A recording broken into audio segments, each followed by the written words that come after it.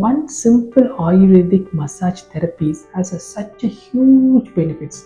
Even if a client is having a problem, they have got a severe spondylosis or severe spine deformity or a disc problem, please, before forcing yourself to go for a minor surgical correction or a major surgical correction, take these remedies and see the results and see the progress.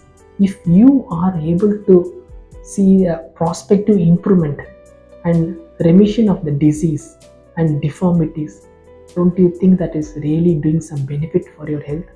Thereby, you are coming out of the diseases and the ailments and the disabilities.